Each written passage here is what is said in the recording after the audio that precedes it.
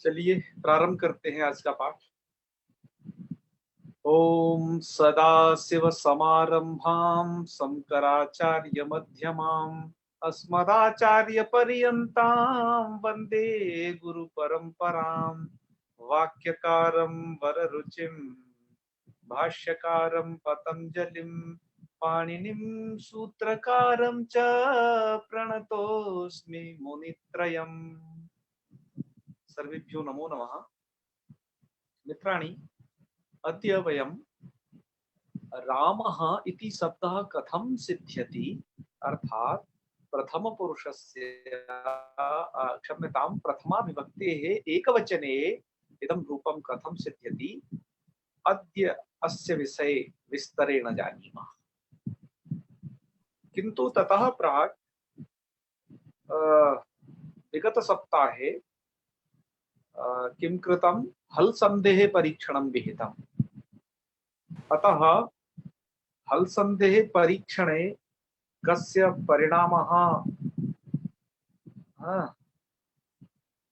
परिणामः कथं जातः तत्र, अथ च कः प्रश्नः तत्र सम्यक् आसीत् इत्यस्मिन् विषये विस्तरेण जानीमः।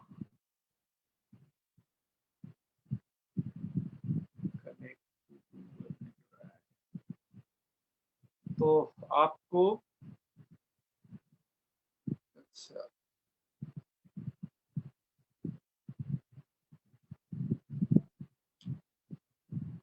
आपको ले चलते हैं सीधे जहां पर हमने वो प्रश्न हल करने हैं, हल संधि वाले,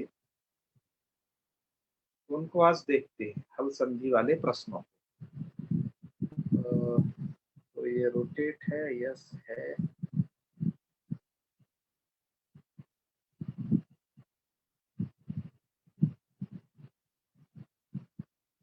हल संधि का परीक्षण आपका लिया गया था, अच संधि का भी लिया गया था। तो देखते हैं इसी को।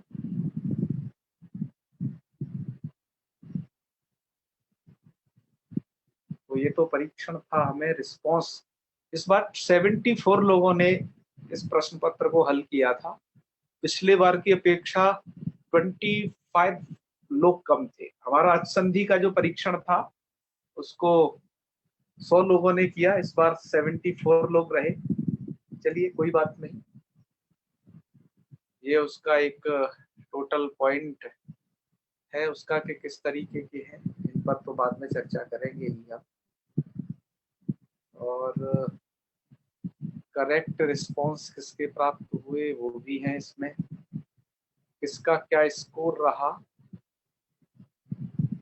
देख सकते हैं आप। इसमें एक हमारा 25 है, उसके बाद ये जिनका ईमेल है इनका 7 है, 18 है, किसी का 24 है ना। सब लोगों ने अपना रिस्पांस दिया है, 24 तक हैं लोग इसमें। और सूर्या शर्मा जी ने फिर एक बार दिया था, बढ़िया, अच्छा है इनका 25। स्वाति गिरी जी ने भी दिया। चलो क्या, कुल मिलाकर के ठीक है। जिन्होंने ये पेपर दिया उस सबका एक नाम भी है इसमें।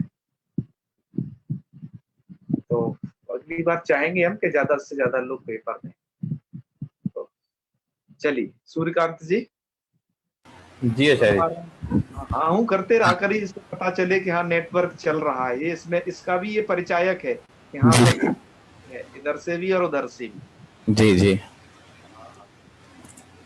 तो इसका भी आप ये बना देना, जैसे आपने वो अचसंधि का बनाया था ना, कि वो रैंकिंग का हिसाब हाँ हाँ हाँ हाँ, बिल्कुल बिल्कुल। बना दीजिएगा आप। जो है हमसे जी बेखरी जी ने और अन्य लोगों ने कहा था कि थोड़ा ये देखना है कि क्या क्या सही किया है, कितना सही किया है। जी तो हमने सोचा कि एक दिन आपको देते हैं, तो आज हम ये करके फिर आपको राम शब्द की सिद्धि बताएंगे। जी। तो जैसे ये था एक सारंगिन जय इत्यस्य संधि विच्छेदो अस्ति, तो ये 66 लोगों ने ये उत्तर दिया है ना, यही है ना, मतलब 9% टू लोगों का ये उत्तर था। क्यों सही। सूर्यकांत जी? जी जी, 66 लोगों ने सही उत्तर दिया है। हाँ हाँ, तो जी। लगभग हमारे जो 74 लोग हैं उसमें से 66 लोगों ने सही दिया है। तो इसका मतलब अभी ये साधारण प्रश्न था, इसमें थोड़े से लोग ही ऐसे बच गए हैं, लगभग 8 लोग के करीब जो 11%। जी सही उत्तर नहीं दे पाए।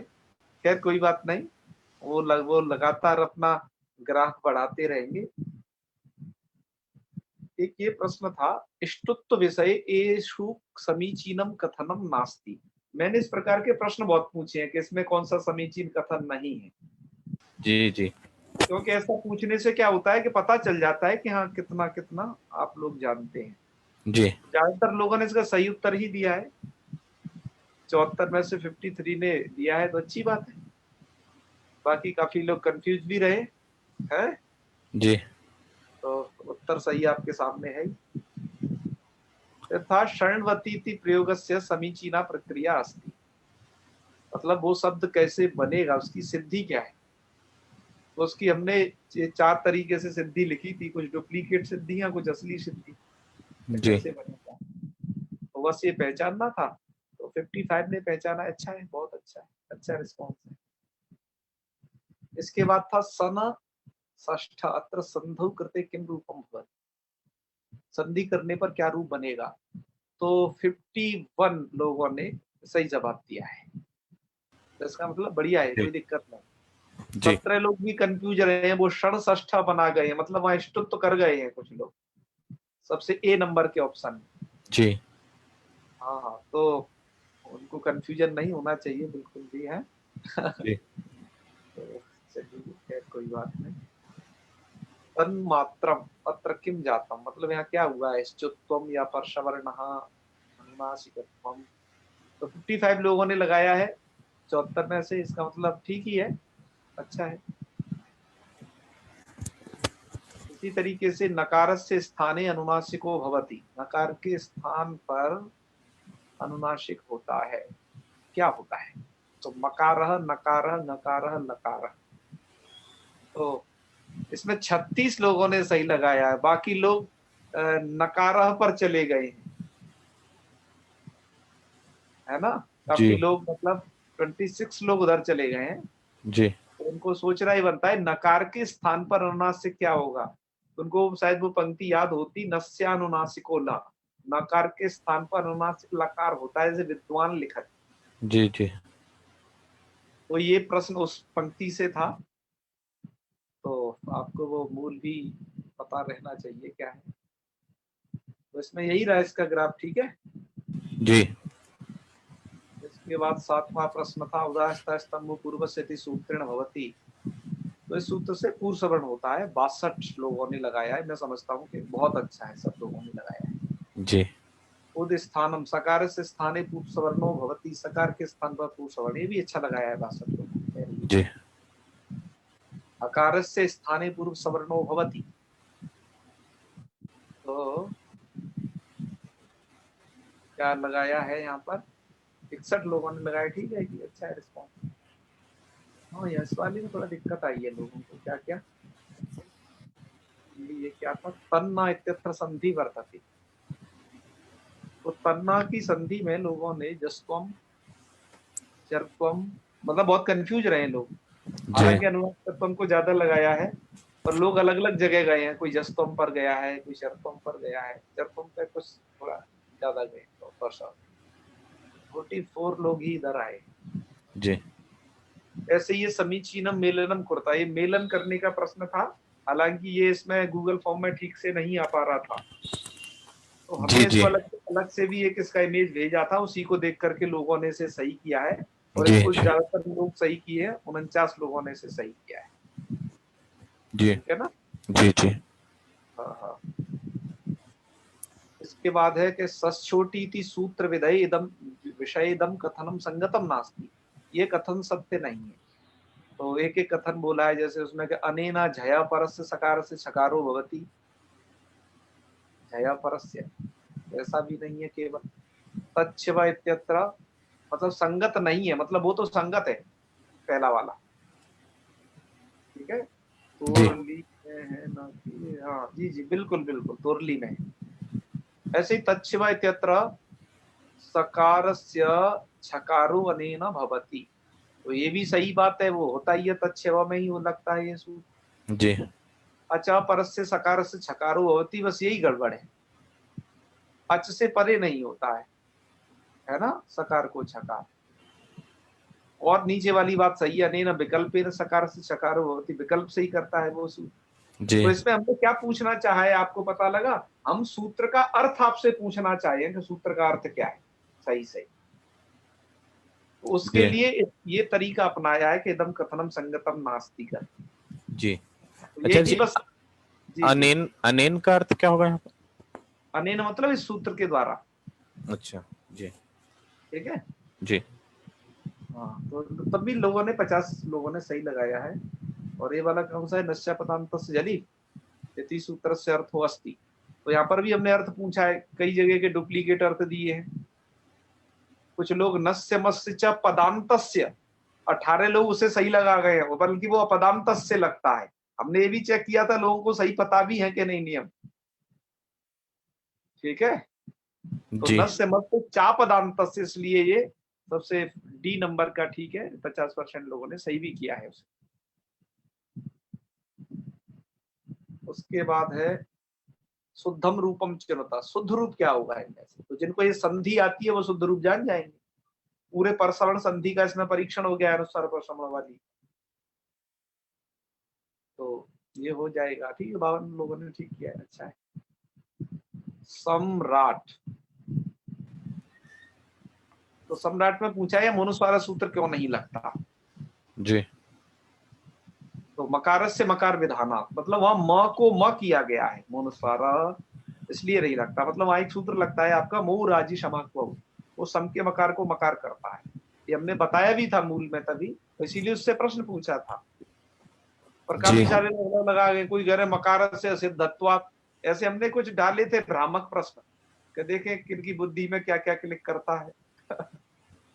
तो 10 लोग हल परकत्वात् लगा गए, हल परत्वा भावात्। तो हल परत्वा भावात् का उन्हें अर्थ नहीं पता, वहां तो हल तो परे है ही। जी हाँ, राट का तो है पदान तत्व हवा, तो सबसे पहला वाला ही सही है। इसमें लोग कुछ कंफ्यूज रहे हैं। प्रांग षष्टात्र कहा आगम, ये तो सही सही लगा दिया लोगों ने। इसको तो ढूंढ के भी रख लिया होगा क्या आगम है। चलो, 46 लोगों ने संसंभू पर सही क्रम। तो इसमें थोड़ा दिक्कत हुई है इसलिए 46, क्योंकि किताब में हूबहू मिला नहीं होगा जैसा का तैसा। तो क्या हुआ फिर यहाँ पर, तो इश्चुत्वम इश्चुत्वम छत्वम लोपा, यही सही है, उसमें यही होता है। हमने जब शुरू की सिद्धि पढ़ाई थी तो ऐसे ही बताया था, मतलब 2 बार पहले तो 2 बार जी जी इश्चुत्व, जी और उसके बाद में छत्वम और फिर लोपा। जी जी बहुत डिटेल में पढ़ाया था ये वाला तो। और ये बताया भी था काफी डिटेल करके, है ना। जी जी गुरुजी, थोड़ा इसी प्रश्न के बारे में पूछना था, पूछ सकती हूँ क्या? हाँ बिल्कुल बिल्कुल। जी, ये इसमें भैमी व्याख्या में दिया हुआ है कि एक श्लोक बनाकर इन्होंने दिया है या अरे हाँ हाँ हाँ बिल्कुल।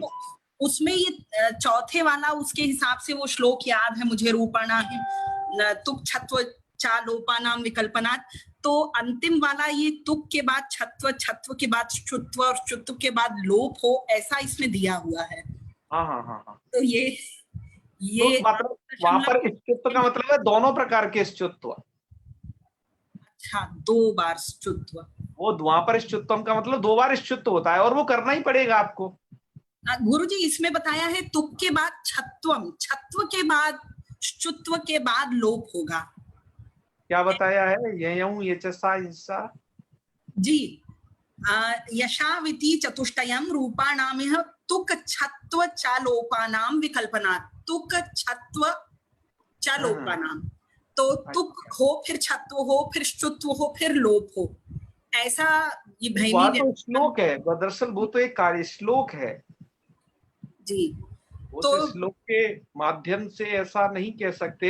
हमें पूर्वत्रा सिद्धम वाला नियम देखना पड़ेगा कि छत्व विधायक सूत्र में, एक बार अपनी पुस्तक में देखें एक बार से फिर से इसको, जी एक तो सचोटी सूत्र है छत्व विधायक, जी उसका क्रमांक क्या है, और इष्टुत्व विधायक का क्रमांक क्या है, इनमें कौन पूर्व त्रिपादी है उसे पहले लगा लो बस। जी बिल्कुल। क्योंकि श्लोक वाले तो क्या करते हैं कि वो तो जिस क्रम से उनका पद भंग ना हो इस संयोजन से श्लोक रखते हैं। तो पूर्व कौन है पूर्व में? ठीक है गुरु जी। एक बार ये देखा किताब में? जी पुस्तक में यही दिया हुआ है कि तुक और तुक के बाद छत्व और छत्व के बाद लोक, बस 3 ही प्रक्रियाओं में इसे खत्म कर दें। वो श्लोक है ना, वो पर इस चित्त को बताना पड़ेगा ना वहां पे बीच में। हाँ वहां नहीं बताया है। वो कहते हैं इसे याद रखने में भ्रम होता है तो बस श्लोक ही याद कर ले। तो मुझे वो याद था तो, लेकिन वो उसमें गड़बड़ा गया कि वो अंतिम वाला मैंने तुक के बाद छत्व किया, क्योंकि वो कह रहे हैं तुक के बाद छत्व करें होना जरूरी है। जी हाँ को यहाँ ये तो जरूरी है प्रक्रिया, उसके बाद छत्व जाएगा। जी जी जी। तो ये मतलब पूरी रूप सिद्धि कैसे होती है उस तरीके से श्लोक वालों की तो अपनी वो एक होती है, जिसके कारण से उन्होंने सरल प्रक्रिया करने के लिए थोड़ा बताया है। जी बिल्कुल। हाँ बिल्कुल जी तो धन्यवाद। चलो बढ़िया, अच्छा है। हम उस श्लोक को बताना चाहते थे तब, पर सोचा कि उसका कोई ज्यादा प्रासंगिकता नहीं थी, इसलिए हमने नहीं बताया। जैसे प्रातिपदिक संज्ञा में एक श्लोक है जो कल इला पारिक जी ने भी बोला था, विद्वान की त्रिबचो ब्रूते इत्यादि। तो मैंने कि इसको तो आप लोग स्वयं समझ लेंगे, इस कारण से बस उसे नहीं बोलते हैं, और जो काम भर की चीजें उतने ही बोल के निकलते हैं ना। शास्त्र तो अनंत है कितना। पर मैं भी सोचता हूँ कि हमारे यहाँ पर सभी प्रकार के अध्येता हैं, कुछ प्रौढ़ भी हैं, कुछ शुरुआत वाले भी हैं, कुछ मध्यम वाले भी हैं। तो ऐसा कुछ यत्न किया जाए जो सबके लिए अच्छा हो। तो ये हम लगातार प्रयास करते हैं। तो चलिए, तो ये हो गया ना। बिल्कुल आगे है तस्मिन नद्रव केन सूत्रेण कहा आगमा। तो लोगों ने लिख ही दिया है, 54 लोगों ने सही उत्तर दिया है, और कुछ लोगों ने न परे नायति सूत्रेण न आगमा, 8 लोगों ने देखो ये दिया है। ये ऐसे हम भ्रामक जरूर रखते हैं कि हाँ कहाँ फंसने वाले हैं लोग, उसको जरूर ध्यान में रखते हैं जी। तो चलिए, खैर संस्कर्ता इत्यस्य संधि विच्छेद, हाँ ये काफी लोगों ने सही किया है। इसका आदि में डाउट भी आया था, उसे क्लियर किया था बीच में, वैष्णवी जी का था। और चक्रस्त्रायस्व इति प्रयोग विषय इदम कथनम असमीचीनम, मतलब ये इसके विषय में असमीचीन कथन है। तो समीचीन ढूंढना है। समीचीन कैसे ढूंढोगे? जब वहां की सभी कंडीशन जानोगे तब। जी। तो इसमें तो समीचीन कथन ढूंढने में लोगों के पसीने छूट गए। 31 लोग ही सही लगा पाए हैं 74 में से। तो जैसे मैंने इसमें पूछा है कि अत्र नश्चभ्य प्रसाना इति सूत्रेण रु इति नास्ति, मतलब नश्चभ्य प्रसाना इस सूत्र से यहाँ पर रु नहीं हुआ है, और यही सबसे पहला कथन असमीचीन था, क्योंकि नश्चभ्य प्रसाना ही से यहाँ पर रु होता है चक्रप्राय जी। तो वहां नास्ति लिख दिया मैंने। जी जी। है ना, वही असमीचीन कथन था और सब ठीक थे। अत्र विसर्जनीय सहित सूत्रेण सकारादेशो भवति, तो यस यही ये क्या, ये तो समीचीन कथन है। यहाँ मुझसे भी गलत हुआ था। हाँ, मैं मतलब यहाँ 2 नास्ती है, इसलिए ध्यान से पढ़ना पड़ता है इसको। एक तो इदम कथनम असमीचीनम, पहले असमीचीन लिख दिया जी, और फिर उसको लिखा कि प्रसारित सूत्रेण रुइति नास्ति, तो वही असमीचीन कथन है, यहाँ तो रू उसी से हुआ है। तो ऐसा बनाया गया था जानबूझ करके कि इसको सही आप लोग करें। संपुम का नाम सोभक्ति वार्तिकम नई बात प्रवर्तते, तो इसको लोगों ने ज्यादा सही किया है, 27 लोगों ने। तो संपुम का नाम सोवक्तव्य इति वार्तिकम नई बात प्रवर्तते, तो नहीं लगती है, सही बात है ना। यहाँ पर ना तो संपुम कान कुछ भी नहीं है चक्रंतरायस्व में, तो वार्तिक नहीं लगेगी। और मैं पूछ रहा हूँ असमीचीन कथन, और वो समीचीन बता रहे हैं जी। ठीक है जी। हाँ, तो ये थोड़ा चक्कर फंस जाता है। तो बाकी तो और तो ये है, कस्मिश्चित में भी लोग फंस गए हैं। देखो, अत्र केन सूत्रेण के मागमा, हालांकि पंतोला जी ने इसको कहा था कि कस्मिश्चित नाम का एक प्रयोग है, इसलिए हमने इसको रख दिया था। ये बहुत ज्यादा आता है कि कस्मिश्चित, जब आप पंचतंत्रम वगैरह हितोपदेश पढ़ोगे ना, तो कस्मिश्चित ग्रामे या फिर कस्मिश्चित अरण्ये एक खर नखर नामकः सिंह प्रतिवसति स्म। इस प्रकार की वाक्यावली आती है, तो इसमें भी लोग कंफ्यूज रहे हैं, है ना। जी जी तो 26 लोगों ने तो वही लगा दिया है। हाँ, 33 लोगों ने जरूर कहा है कि नश्छब्द प्रसारण इति सूत्र से रू हुआ है। कुछ सोच रहे थे कि अनुनासिक उन्नासिक से अनुनासिक हुआ है ऐसा है। तो ये जानबूझ के ऐसे प्रश्न इसलिए रखे जाते हैं कि आप लोग सही से डिफाइन कर पाओ इनमें। जी चलिए आगे बढ़ते हैं। नवीन पाही इत्यत्र कति रूपाणी भवन्ति। तो इसके 5 रूप होते हैं, आप लोगों ने सही लगाए हैं ज्यादातर। जी आम्रेडित संज्ञा कस्य भवति, कस्य भवति, तो दुरुक्तस्य मतलब नहीं, दुरुक्ते पूर्वस्य नहीं, दुरुक्ते उभयस्य दोनों की भी नहीं, और दुरुक्ते परस्य, यस, दुरुक्त में पर की होती। जी तो 2 रूप है, उनमें से पर वाले की होती। दुरुक्तस्य मतलब 2 बार कहने मात्र से वो नहीं होती आम्रेडित संज्ञा, 2 बार कहने में पर वाले की होती है, ये एक तात्पर्य था इसका। जी क्योंकि 18 लोगों ने वो भी लगा दिया है दुरुक्तस्य, उन्होंने पूरा अर्थ नहीं आता ना उसका, दुरुक्तस्य परम आम्रेडितम स्यात् सूत्र का। तो चलिए, क्या अच्छा किया है। शिव छाया अत्र तुगागमा भवति, मतलब तुगागम किसको होता है, रस्व को या छकार को या वकार को। तो लोगों ने छकार भी लिखा है कुछ, बहुत अच्छा किया है वो। हम यही इसलिए पूछते हैं कि वो सूत्र का अर्थ उन्हें मतलब नियम पता है कि नहीं, कैसे किसको आगम हो रहा है, क्योंकि वो आगम तो कित है, कित होने से अंत में आएगा उसी के। जी अब इसके बाद अंतिम प्रश्न है कि एतेषु शुद्धम रूपम नास्ति, इनमें शुद्ध रूप नहीं है। ये तो सब लोगों ने ठीक कर दिया है, अच्छा है ना। तो सबको बहुत बहुत धन्यवाद, ये तो बहुत अच्छे तरीके से हल किया है इन सभी ने। इसका मतलब इस प्रश्न का काठिन्य स्तर बिल्कुल शून्य था। जो हम लोग एमएड में काठिन्यता स्तर निकालते थे ना प्रश्न का, जी जी जी, सारे के सारे कर लिए, तो इसका मतलब ये शून्य काठिन्यता स्तर का प्रश्न था। मतलब लगभग ज्यादातर लोगों ने सही आंसर दिए हैं, देखिए ना। जी जी बिल्कुल। हाँ। चलो तो आज के पाठ में प्रवेश करते हैं। हम प्रातिपदिक संज्ञा पढ़ रहे हैं, ठीक है। आप लोगों को बीच में भूख लगाया करे तो कुछ खाते पीते रहा करना, है ना। दिक्कत देखो, पढ़ाई में व्यवधान नहीं आना चाहिए, खाते पीते रहो पर सुनते रहो एक जगह, ये नहीं कि और दूसरे कार्यों में लगे रहो, ध्यान यही रखना है, बस यहाँ पर ध्यान देने की जरूरत है। तो खाना भी खाता हूँ, पढ़ता हूँ तब। हाँ मुझे पता है तुम्हारी, इसलिए तो कह रहा हूँ। कुछ लोग करते हैं सच में, कभी कभार होता है। जैसे आज मुझे पढ़ाते पढ़ाते भूख लगाई तो मुझे याद आ गया कि नहीं कि शायद किसी होगी, खाते हैं तो और अच्छे से मन लगता है पढ़ने में, खाते खाते। सुमित चतुर्वेदी प्रसन्न हो गया भैया। हाँ यही खाने का नाम लिया और प्रसन्न हुआ। हाँ, तो चलिए खैर आगे बढ़ते हैं। हम मित्र यह पढ़ रहे हैं कि जो रूप सिद्धि है उसको कैसे हैंडल किया जाए, मतलब हम सभी रूपों को कैसे जान सकते हैं, वो सरल तरीका क्या है, हमें वो रटने ना पड़े, इसलिए कुछ ये नियमों को पढ़ रहे हैं। इन नियमों को जानने के बाद निसंदेह हम उस प्रक्रिया की तरफ बढ़ जाएंगे कि उस अवस्था की तरफ हमें रूप रटना नहीं है बल्कि रूप हमें बनाना है।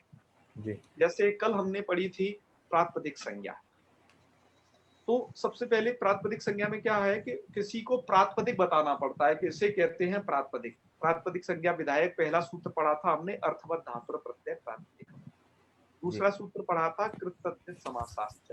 ये दोनों सूत्र प्रातिपदिक संज्ञा करते हैं। अर्थवत धातुर प्रत्यय जो प्रातिपदिक संज्ञा करता है वो अर्थवान शब्द स्वरूप की प्रातिपदिक संज्ञा करेगा, मतलब ऐसा कोई वर्ड जो कि अर्थ वाला हो, जिसका कोई मीनिंग होना चाहिए, तो उसकी प्रातिपदिक संज्ञा होगी।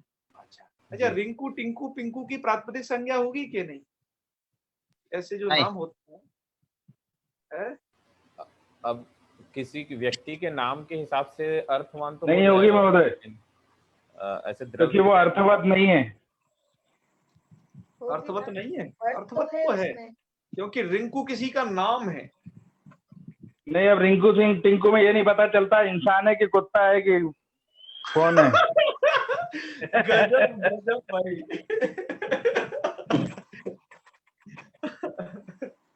खैर वो नाम है क्या लेकिन कहें, पर हाँ सबसे बड़ी बात ये है ना कि जैसे एक शब्द है गंगाधर, तो गंगाधर शब्द का अर्थ क्या होता है कि जो गंगा को धारण करता है, धरती थी धरा, गंगाम धरती। गंगाम धरती थी गंगाधर। तो गंगाधर कौन है बताओ? शंकर भगवान, शिव भगवान, शिव भगवान अर्थ भोले है, बाबा। ठीक है ना? जी हाँ, हमारे एक जानकारी के व्यक्ति, उनका नाम गंगाधर था, गंगाधर उनका नाम था मात्र, वो गंगा कभी धरते नहीं थे सिर पर, है ना? सिर पर क्या, वो कभी गंगा जी देखे नहीं थे, गंगा जी नहाए तक नहीं थे, हमेशा डरते थे, है ना? तो ये नाम कैसा है, उनका नाम सही है क्या गंगाधर? थोड़ा बताएं। अब क्वालिटी के हिसाब से तो नहीं, लेकिन संज्ञा करनी है किसी व्यक्ति की तो रख दी है, तो हिसाब से तो ठीक है। नाम तो सही है, चरितार्थ नहीं हुआ। हाँ उसका नाम, बिल्कुल। उसका नाम लेने से उसका बोध तो हो रहा है ना उस व्यक्ति का। हाँ तो अब देखो गंगाधर, एक तो गंगाधर का जो अर्थ निकलता है, शब्द से जो अर्थ निकल रहा है, उससे तो वो भगवान शिव के अर्थ को कह रहा है जी, और एक ऐसे व्यक्ति को कह रहा है जो कभी गंगा नहाया नहीं है, उसका नाम रख दिए है गंगाधर, है ना? जी, ऐसे ही काका हाथरसी जी कहते हैं कि मिस्टर ज्वाला प्रसाद ऑफिस में देखे हमने ठंडे और मिस्टर शांति प्रसाद चलाते देखे डंडे। तो ये सब क्या चीज है, आप इसे समझते हैं? व्याकरण में आज हम इसको थोड़ा आपको बता रहे हैं जी, कि किसी का नाम होता है महिला का लक्ष्मी, है ना?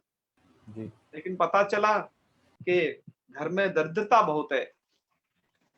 किसी व्यक्ति का नाम होता है पटवर्धन, अर्थात जिसके पास कपड़ों की कोई कमी नहीं है। पट मतलब कपड़े और वर्धन मतलब खूब बढ़े हुए हैं, मतलब ज्यादा है। और पता चलता है कि उसके पास कपड़े लत्तों की बहुत कमी है ना? जी, जी, एक आध कपड़े से ही गुजारा करता है। तो ऐसे भी नाम देखे जाते हैं। जी। किसी व्यक्ति के जाने से छा जाता है अंधेरा, मतलब इतना वो काला है कि कहीं जाता है तो अंधेरा छा जाता है, लेकिन उसका नाम, सूर्य, उसका नाम है सूर्य प्रकाश, ऐसा कुछ नाम। सूर्यकांत जी क्यों हंस रहे हैं? तो ये सब चीजें थी हमारे नरवर में, जहां से हमने विद्या ग्रहण की है। तो वहां पर एक श्लोक प्रचलित था कि नहावे न धोवे गंगा धराणा, मतलब वो हिंदी और संस्कृत का मिक्सर श्लोक है, आप उसे सुने। नहावे न धोवे गंगा धराणाम और एकौ न वीगा धरणी धराणाम, मतलब एक भी बीघा जमीन नहीं है। बीघा मतलब एक जैसे हेक्टेयर में नापते हैं ना, जी, जी, उसको बीघा कहते हैं किन्हीं प्रांतों में, जी, खासकर यूपी में।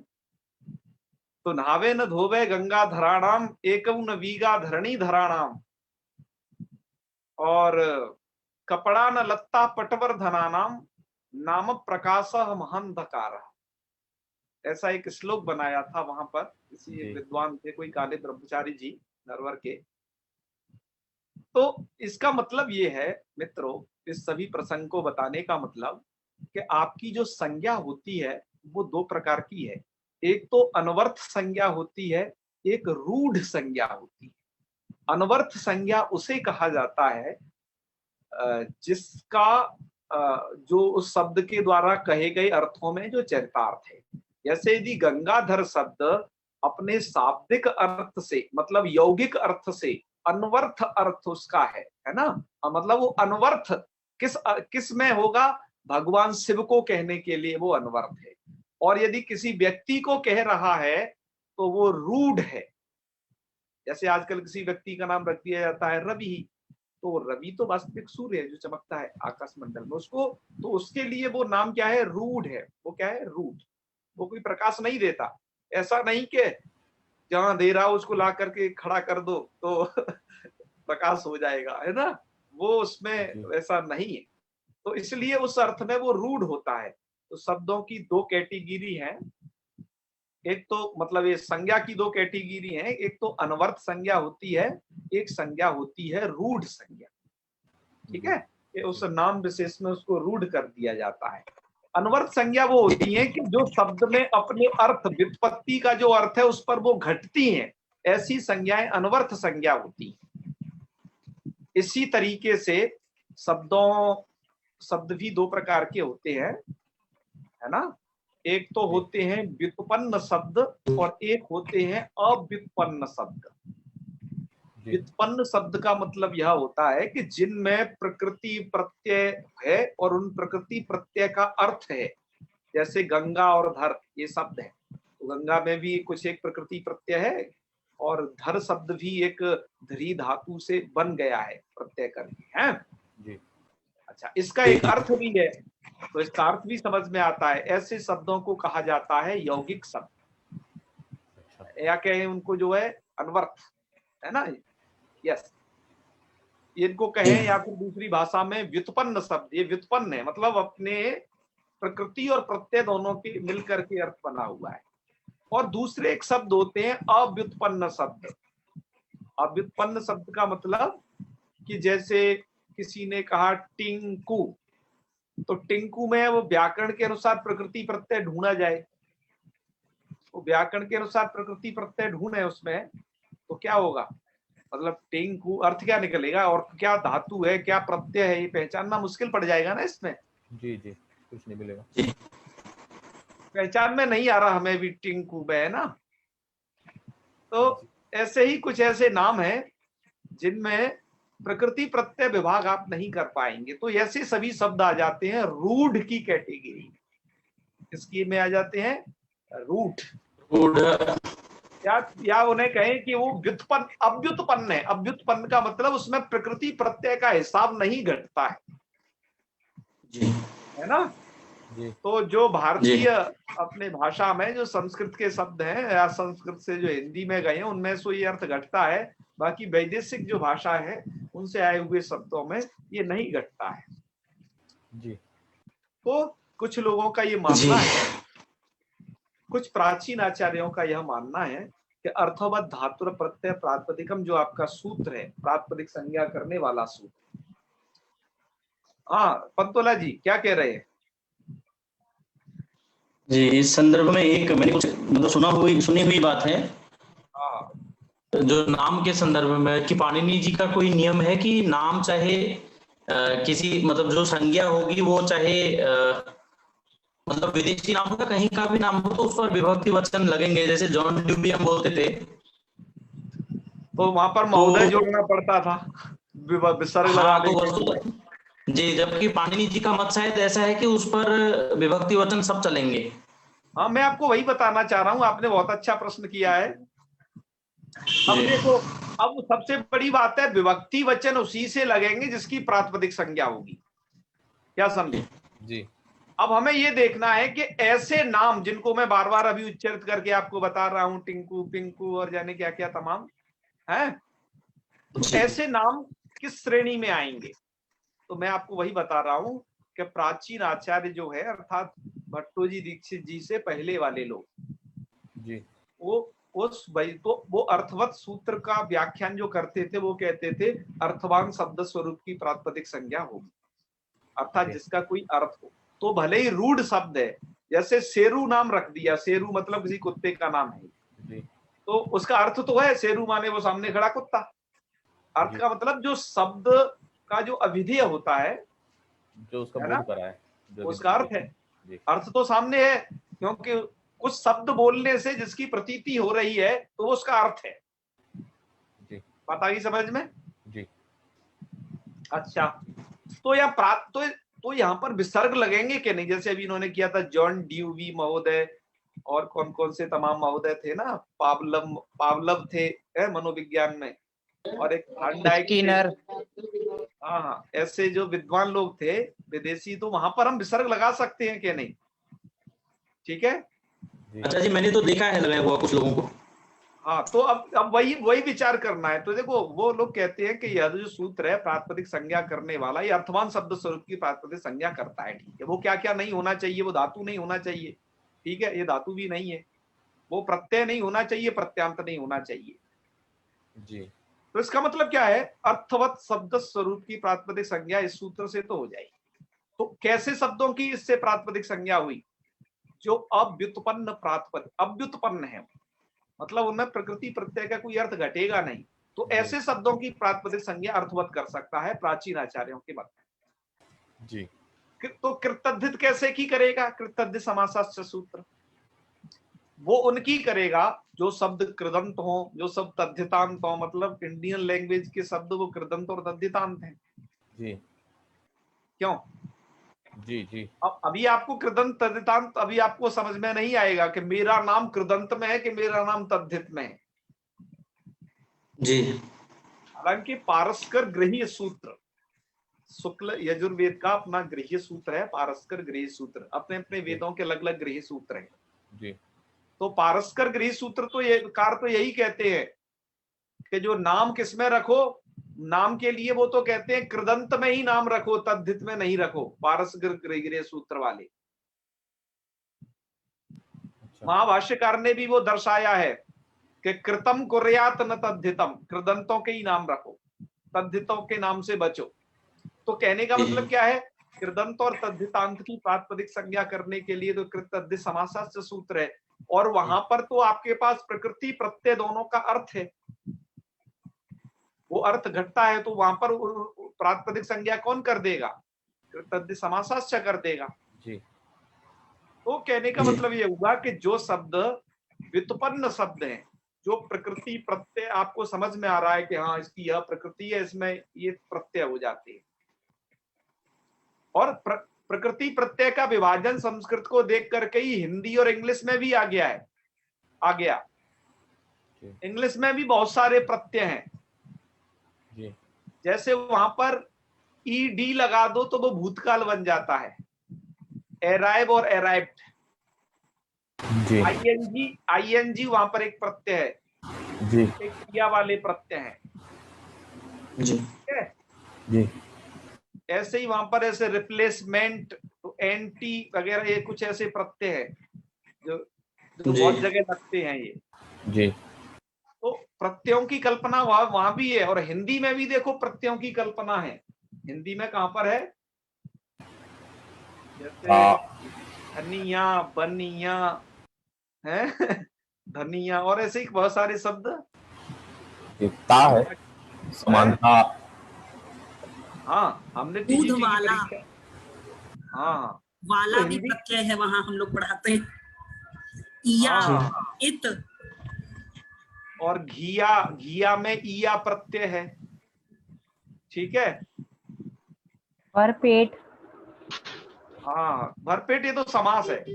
पढ़ाई, नहीं सर, पढ़ाई में आई है। हाँ, पढ़ाई सर्ग है, ये आई प्रत्यय है।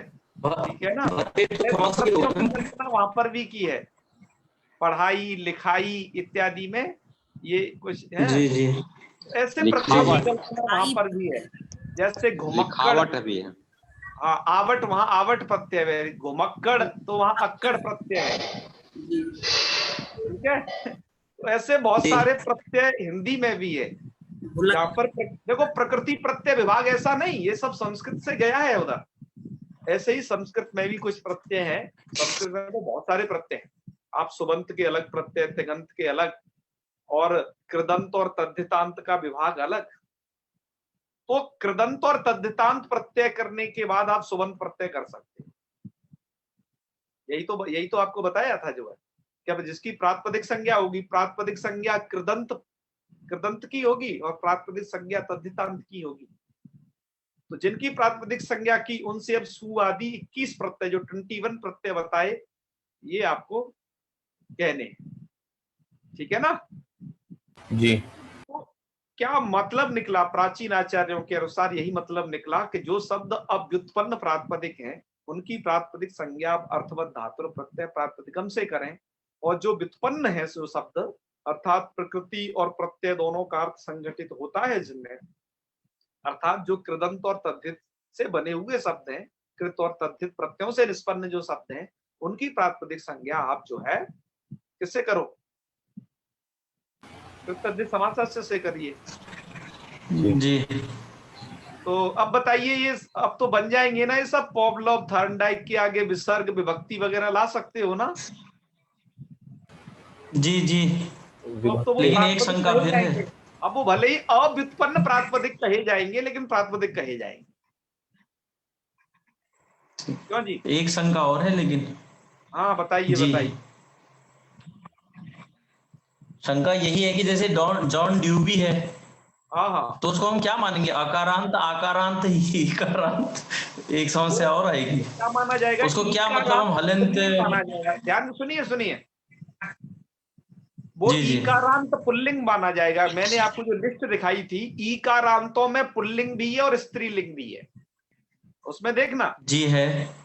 तो जी इसलिए ईकारांत पुल्लिंग, ऐसा नहीं है कि जिसके आगे ई लग गई वो हमेशा के लिए स्त्रीलिंग में चला गया। जी जी, ना ना, मैं वो नहीं कह रहा था। हाँ, यदि यही जॉन ड्यूबी किसी स्त्री का नाम होता तो? जॉन डीवी यदि स्त्री का नाम होता तो उसे स्त्रीलिंग उससे समझ करके उसको उसको मतलब वैसा रूप चलाया जाता उसका।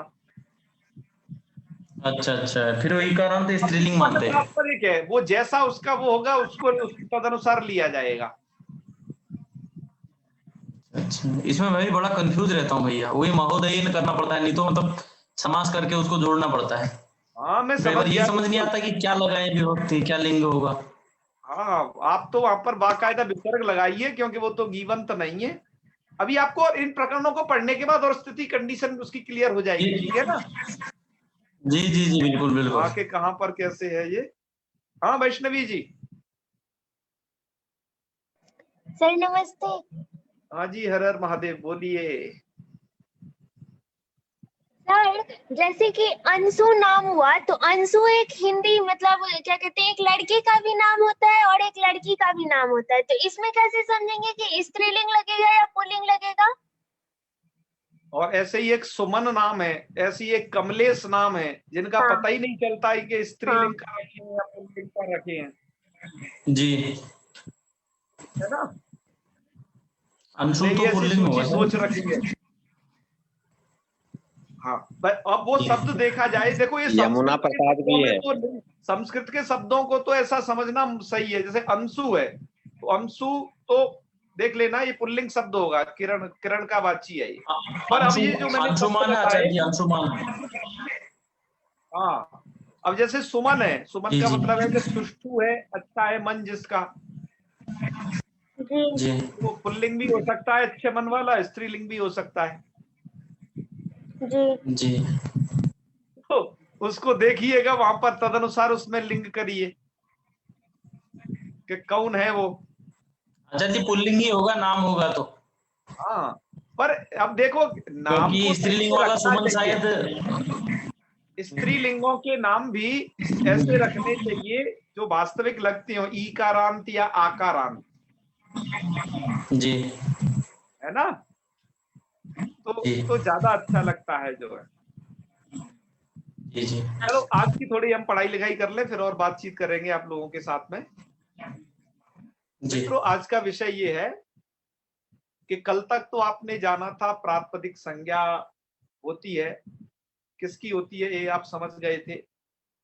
उसके बाद आपने सुअव्ज समौट सस प्रत्यय पढ़े थे, और वो 21 प्रत्यय किससे आते हैं उसके लिए आपने 3 सूत्र पढ़े थे। ज्ञाप प्रातिपदिकात पहला सूत्र, दूसरा जो है प्रत्यय, और तीसरा सूत्र था परश्च। उन सूत्रों की एक वाक्यता होती है स्वौजस समौच षष्टाभ्याम विसर्गेभ्याम, इस लंबायमान सूत्र के साथ। तो सूत्र का अर्थ क्या बनता है सबका मिल करके, कि नियंत से, नियंत मतलब जिनके अंत में नी हो, कल की स्लाइड याद रखना, नी नियंत शब्द से गौरी है ना, नारी है इत्यादि जो शब्द दिए थे नियंता, और आवंत, आवंत शब्द से आपका रमा है, अजा है इत्यादि। तो नियंत से, आवंत से ये सुआदि प्रत्यय आते हैं, और किससे आते हैं? ये प्रातिपदिक से आते हैं, प्रातिपदिक से सुआदि प्रत्यय आते हैं। तो ठीक है, मतलब जिसकी हम प्रातिपदिक संज्ञा करेंगे उससे सुआदि प्रत्यय ले आएंगे। जैसे अभी हम, जैसे देखो वर्तमान में राम शब्द को ले लें, राम शब्द की हम प्रातिपदिक संज्ञा करें, तो राम शब्द की प्रातिपदिक संज्ञा करेंगे, तो राम शब्द की प्रातिपदिक संज्ञा करने से क्या ये सभी प्रत्यय एक साथ आ जाएंगे क्या? 21 के 21? नहीं नहीं, एक साथ नहीं, इसमें कुछ विभाजन करना पड़ेगा। वो विभाजन क्या करना पड़ेगा? कि इनकी पहले कुछ संज्ञाएं कर लीजिए। इनके क्या संज्ञा करें? तो कहा सूत्र दिया पाणिनि जी ने कि सुपह, अभी विभाजन कर रहे हैं पाणिनि जी। उन्होंने कहा कि सुपस त्रीणी त्रीणी वचनानि वचनान्येकसः, संधि करना सीख गए हो ना अब तो, वचनानि प्लस एकसा, वचनान्येकसः एक वचन द्विवचन बहुवचन संज्ञानि स्युः। अर्थात सुप के जो तीन तीन त्रिक हैं, तीन तीन त्रिक का मतलब तिगड्डा जी, तीन तीन के जोड़े, त्रिक, तीन तीन का जोड़ा बनाना है। जैसे यहाँ पर देखिए सु जस पहला त्रिक, अमौट सस दूसरा त्रिक, काभ्याम विस तीसरा त्रिक, इस प्रकार से इसमें 7 त्रिक बनेंगे। जी क्या बनेंगे? 7 त्रिक बनेंगे, ठीक है जी। तो सुपस त्रीणी त्रीणी, तो भैया ये सुप क्या है? ये तो कह रहे हैं ये सुप प्रत्याहार है। अरे क्या बात कर रहे हो, प्रत्याहारों को तुम पीछे छोड़ के आ गए आदरंतेन संहिता पर, यहाँ पर भी याद हमका कहा कि प्रत्याहार ऐसा नहीं कि वही वर्ण समाम्नाय में ही बनते हैं, माहेश्वर सूत्रों में प्रत्याहार आगे तक भी बनते हैं, पाणिनि जी के खुद के सूत्रों में प्रत्याहार बनते हैं जी। तो जैसे सुप प्रत्याहार का मतलब क्या है? कि सुप प्रत्याहार का मतलब ये है कि ये वाला सु और ये वाला प, यहाँ देखिए ये वाला प,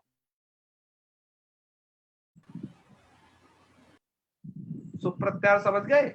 जी यहाँ सु से लेकर के इस वाले प तक जाएगा। जी। तो इसमें कितनी विभक्तियां आ गई? टोटल 21 हो गई। टोटल 21। तो मुझे इन 21 विभक्तियों को बार बार पाणिनि जी को न कहना पड़े, इसलिए वो सुप बोल देते हैं उसे। जी।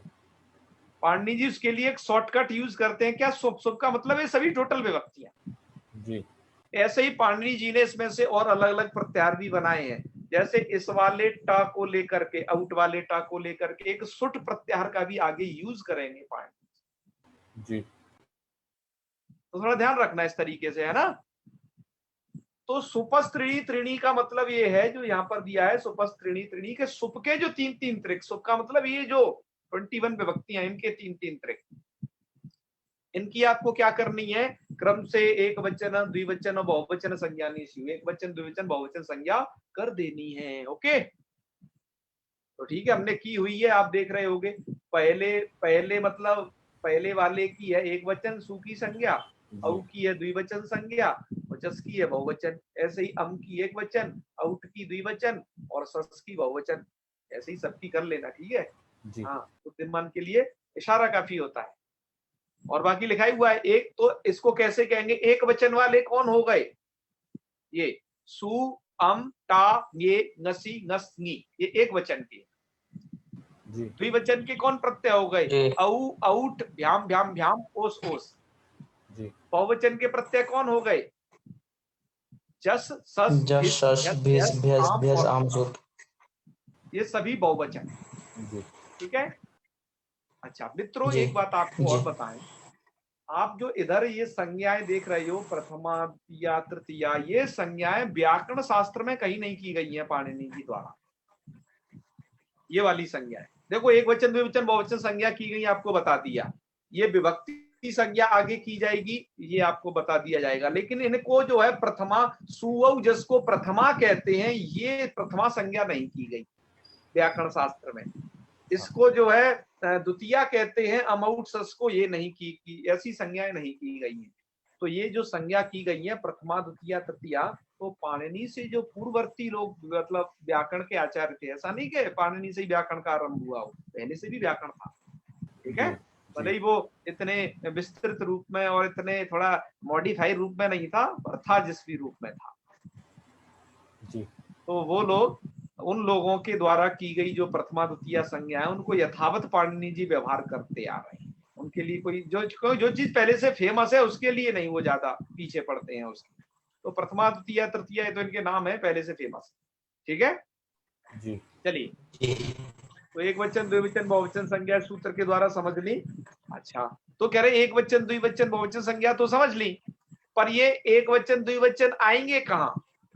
तो उसके लिए सूत्र दिया कि द्वेकयोर द्विवचनैक वचने, अर्थात द्वित्वे कत्तयो एतौ स्तः, द्वित्व और एकत्व मतलब है कि जब आपको द्वित्व की विवक्षा करनी है तब तो आप ये द्विवचन ले आना पूरा का पूरा। जी जब आपको द्वित्व एकत्व, जब आपको एक वचन की विवक्षा है मतलब एकत्व को कहना है तो आप जो है एक वचन ले आना। जी बहुवचन के लिए कुछ बताया नहीं, क्योंकि बहुवचन के लिए आगे बताएंगे, आगे एक सूत्र आएगा जब बहुवचन पढ़ाएंगे तब, क्योंकि अभी तो आपको एक वचन पढ़ाना है। जी तो एक वचन द्विवचन के बारे में पहले कथन कर दिया जी कि जब, तो अब क्या होगा कि जैसे राम शब्द है, एक अकारांत शब्द लेंगे, ठीक है जी तो राम शब्द में, तो राम शब्द में क्या चीज है कि ये अकारांत शब्द है, आपको इससे क्या है एकत्व की विवक्षा करनी है, क्योंकि पहले तो एक वचन को कहना होगा ना। जी मतलब कोई व्यक्ति एक राम को कहना चाह रहा है तो एक वचन लाएगा, दो राम को कहेगा तो द्विवचन लाएगा, यदि ज्यादा को कहेगा तो बहुवचन ले आएगा। राम शब्द की बजाय जो प्राचीन पुस्तकों में अर्थात जो काशिका वृत्ति इत्यादि है वहां पर वृक्ष शब्द मिलता है, रूपावतार वगैरह में। तो वृक्ष का मतलब जब एक वृक्ष को कहना है तो एक वचन आएगा, जब दो वृक्षों के विषय में कथन है तो वहां पर द्विवचन प्रयोग करना है, और बहुतों के विषय में हम अभी बोल देते हैं, आगे सूत्र आएगा पाणिनि जी का बहुसु बहुवचनम, कि जब बहुतों के विषय में कथन हो तो आपको बहुवचन प्रयोग करना है। तो अभी तो हमें एक के विषय में कथन है कि हम अभी जी एक राम के विषय में कहना चाहते हैं, तो ठीक है, तो कैसे करें प्रक्रिया पूरी, तो प्रक्रिया देख लीजिए। आपको सबसे पहले राम शब्द की प्रातिपदिक संज्ञा करनी। तो जैसे आपका राम शब्द क्या है अभी आपको बता देते हैं हम, आपका राम शब्द है कृदंत शब्द, आप ये मान लें। तो जब राम शब्द कृदंत है तो कृदंत होने के कारण इसके कृत तद्धित समासस्थ सूत्र द्वारा प्रातिपदिक संज्ञा हो जाएगी। जी प्रातिपदिक संज्ञा हो जाएगी तो प्रातिपदिक संज्ञा का फल क्या है, प्रातिपदिक संज्ञा करके करें क्या, तो आपके पास वो सूत्र याद रखिएगा, ज्ञा प्रातिपदिकात् प्रत्यय परश्च स्वौज समोर षष्ठाभ्याम, ये 4 सूत्र। वो क्या करते हैं कि जिसकी प्रातिपदिक संज्ञा हो जाती है ना, नियंतावंत और प्रातिपदिक से सुआदि प्रत्यय आते हैं, वो सूत्र ये कहते हैं। जी तो इसकी चूंकि राम शब्द की आप प्रातिपदिक संज्ञा कर चुके हो तो इससे सु प्रत्यय ले आइएगा। तो सु प्रत्यय कब आएगा, जब आपको एकत्व की विवक्षा है, मतलब आप जो है राम के एकत्व को कहना चाह रहे हैं, जी है ना जी और किस किस को कहना चाह रहे हैं, राम के कर्तृत्व को कहना चाहें, कर्तार्थ जी एक राम के बारे में जब बात करें तो हाँ, तो वहां पर एकत्व और कर्तृत्व ऐसा अर्थ विवक्षित होने पर ये कर सकते हो, आप एक वचन ला सकते हैं। जी मतलब कर्तार्थ की विवक्षा है साथ में, है ना जी। तो फिर क्या ले आए, सु ले आए, और सु का क्या बचता है, मैंने आपको बताया सु का बचता है स। जी उकार की उपदेश से संज्ञा हो जाती तो स्थिति बनेगी राम स। अब आपको क्या करना है राम स ऐसी स्थिति होने पर, एक सूत्र है आपको अब वो प्रक्रिया विसर्ग संधि वाली जानते हो, उसको एक बार फिर बताते हैं जी।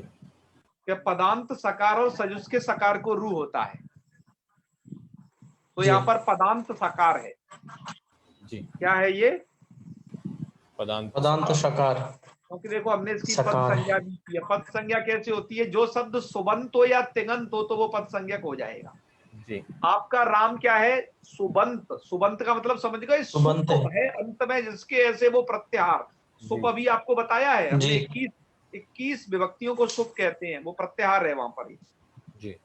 तो ये सुबंत हुआ, सुबंत क्या हुआ, देखो सुप हुआ आपका स और सुप है अंत में जिसके ऐसा सुबंत हुआ राम स जी।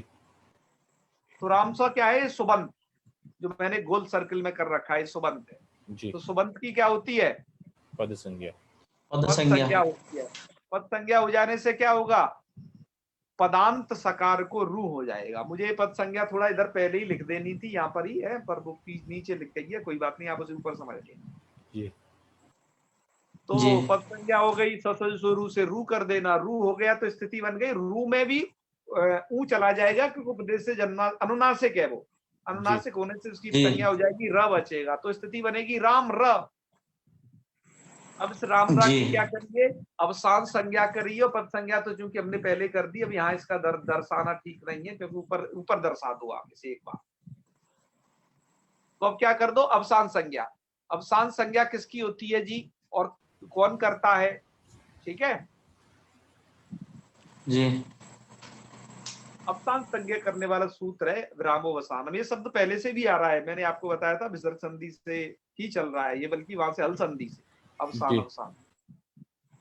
तो अवसान क्या होता है, तो कह रहे वर्णानाम अभावो अवसान संज्ञा, वर्णों के अभाव की अवसान संज्ञा होती है, अर्थात जब वर्णोच्चारण का अभाव हो जाए तो अवसान समझ लेना चाहिए।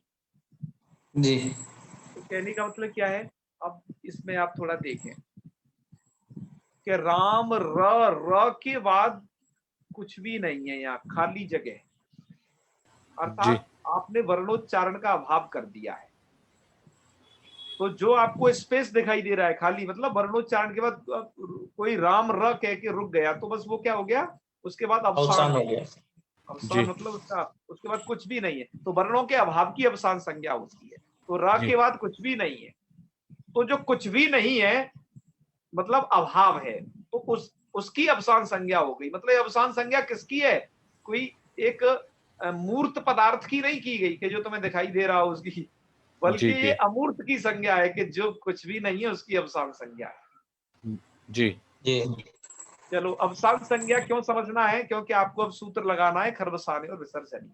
वो सूत्र दो ही कंडीशन में लगता है, या तो खर के परे रहते आप पहले लगा चुके हो, हल संधि में, विसर्ग संधि में सूत्र को काफी बार लगा चुके जी। जी।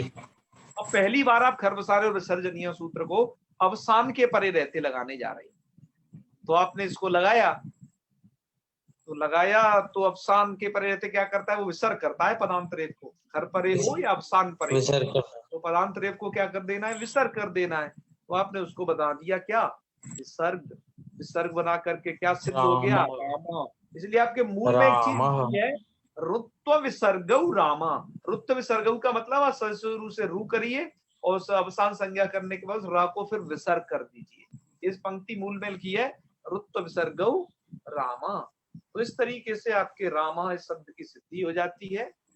आज हम यहीं तक रखेंगे, कल आपको और इससे आगे रामऊ रामा इत्यादि और सब कैसे बनते हैं। तो आज हमने आपको क्या बताया कि राम शब्द का मतलब अकारांत शब्द का आप समझे। मैं जब राम शब्द को मतलब अकारांत, ह्रस्व अ है अंत में जिसके, क्योंकि सभी रूप ह्रस्व अ अंत वाले ऐसे ही बनेंगे।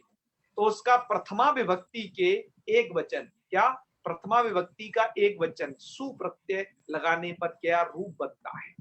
मतलब सुप्रत्यय लगा तो क्या हुआ, तो सुप्रत्यय विसर्ग में बदल गया, आपने ये देखा। इसका मतलब क्या होगा, जो भी अकारांत शब्द होंगे उनका एक वचन होगा, तो वहां पर वो सुप्रत्यय है, आपका सुप्रत्यय है वो विसर्ग में बदलेगा। ठीक है जी। तो आज आपने ये समझा, जी। कल हम समझेंगे कि अन्य विभक्तियों में और क्या क्या होता है, क्रम से समझते रहेंगे। जी, अकारांत पुल्लिंग के लिए सु जो है वो विसर्ग में परिवर्तित हो वो जाएगा। विसर्ग है, आपने ये समझा है ना, बिल्कुल यही कथन सामने आया ना। तो चलिए फिर जी। समापन करते हैं। एक छोटा सा डाउट है, मैं भूल गया हूँ शायद हाँ उसको, बता इसलिए दीजिए, बताइए, डाउट हो आप पूछ लीजिए जी। वो उस पे रो सुपी वाला जो सूत्र था ना, हाँ हाँ, उसमें जो सुप कहा है वो पूरी 21 वाले को कहा है कि आखिरी वाले प्रत्यय को कहा है? वहां सुप प्रत्याहार है कि प्रत्यय है, मतलब वो भूल गया हूँ मैं थोड़ा सा। है ना, क्या है सूत्र का अर्थ क्या है, एक बार बताओ। अहनो रेफा देशो न तू सुपी, न तू सुपी। और वहां ये देखना पड़ेगा वहां अनुनासिक है कि नहीं। इसमें तो नहीं दिया हुआ है गीता प्रेस वाले में। ये देखना पड़ेगा, है ना, एक बार देख करके बता देंगे उसको, कोई बात नहीं। यदि वो तो मुझे तो न तू सुपी का मतलब मुझे तो ये लग रहा है वो प्रत्याहारी ग्रहण है, एक बार फिर भी देख लेंगे, है ना, प्रत्याहार ग्रहण है वहां, बिल्कुल। क्योंकि सुप तो आपने सही कहा, सुप दो जगह है, एक तो सप्तमी का बहुवचन है सुप जी, पर वैसा प्रत्याहार बनाने से क्या फायदा, वो तो एक ही आएगा। हमें क्या बनाना है, सुप प्रत्याहार अनुनासिक को लेकर, है जी, ना, जी। बस वो है। बहुवचन है सप्तमी का जिसमें। हाँ संदीप जी। आचार्य जी, मैं इतने देर से हाथ उठाए, पहले भी उठाया था मैंने। अच्छा कर अब दिया देख होगा। बताए बताए। अच्छा जी, एक क्वेश्चन है छोटा सा हाँ कि बताएं। जैसे जैसे इत संज्ञा होती है तो हलंत हलंत वर्ण हो जाते हैं उसमें, ठीक है, हाँ। हलंत होता है। ऐसे ही प्रातिपदिक संज्ञा है तो मतलब इसका क्या अर्थ है? प्रातिपदिक संज्ञा है क्या? देखो इत इसमें क्या संज्ञा होता है? होने पर उसका फल होता है लोप। हाँ, क्या का फल क्या है? लोप। लोप हो जाने पर वो वर्ण वर्ण हलंत बच सकता है। अजंत होगा तो मतलब लोप है। कभी अचकीवित संज्ञा होती है, हल्कीवित संज्ञा होती है, उसका फल लोप आप समझिए सिर्फ मान।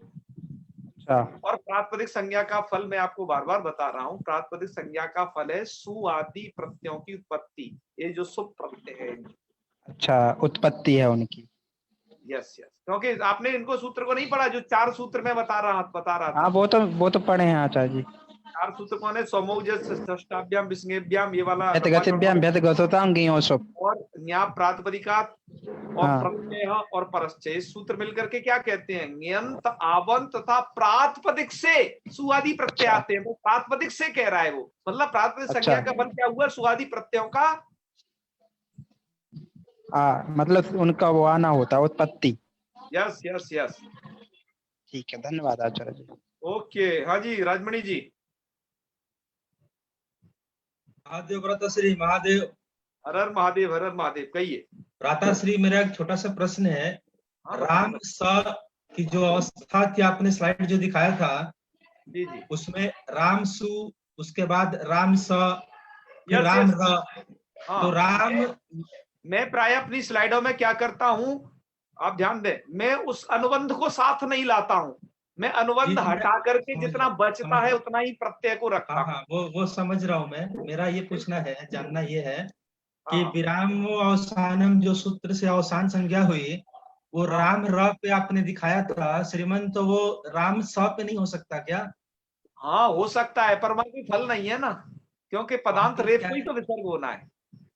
वहां क्या नहीं है सर? फल नहीं है अवसान संज्ञा करने का। अच्छा, कोई फल नहीं है तो वहां नहीं करेंगे? हाँ, क्यों क्यों फल नहीं है? अब आप पूछो ये क्यों नहीं है? क्योंकि खरवसान है और विसर्जनीय किसको रेप करता है? स को के रक खर रक खर मतलब को या अवसान को और करता किसको करता है? र को के स को? है? र को करेगा। तो र को तो इसलिए र के आगे अवसान संज्ञा करनी पड़ेगी ना। जी जी, बात आई समझ ठीक है। में? आ गई, मतलब जहां फल की प्राप्ति होगी वहीं काम करेंगे, नहीं होगी तो छोड़ देंगे। तो ऐसा ही हो, ऐसे क्या है, संज्ञा करके डाल दो अवसान, मतलब वो रिक्त स्थान तो बहुत जगह मिलेगा आपको, जी जी जी जी, पर जहां संज्ञा फल है वही करने में कोई संज्ञा करनी है। ठीक औचित्य है, नहीं हो रहा वहां पर। Yes yes yes. ठीक है, श्याम धन्यवाद सुंदर जी। धन्यवाद। हाँ भैया प्रणाम। जी हर हर महादेव।